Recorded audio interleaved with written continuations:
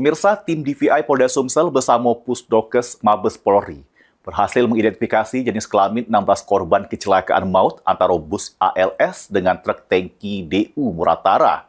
Korban terdiri dari 13 lanang dewasa serta 3 betina dewasa.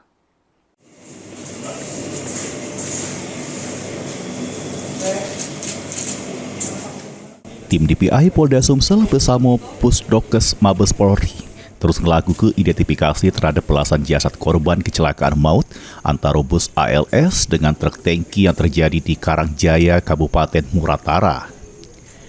16 dari 17 jasad korban kecelakaan maut antara bus ALS dengan truk tangki di Muratara berhasil diidentifikasi jenis kelaminnya oleh tim DVI. Kabid DVI Pusdokes Mabes Polri, Kombes Pol Wahyu Hidayati nyebutke, dari identifikasi yang dilakukan pihaknya memastikan jenis kelamin tersebut terdiri dari 13 lanang dewasa serta 3 betina dewasa. Sementara sikonyo anak-anak, namun pihaknya belum bisa memastikan kelaminnya lanang apa betino karena mengalami kerusakan berat.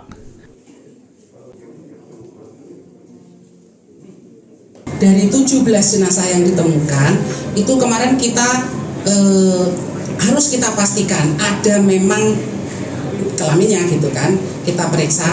Nah, kita hasil pemeriksaannya itu kita temukan 13 laki-laki dewasa, 3 perempuan dewasa, dan 1 anak-anak. Anak-anak ini kami belum bisa memastikan jenis kelaminnya karena memang kondisinya kelaminnya nggak ketemu gitu ya.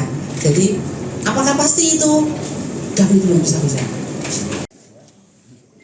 Selain itu, sampel DNA dari 17 jenazah yang ditemukan sudah dikirim ke Jakarta untuk dicek di laboratorium Pusdokes Mabes Polri.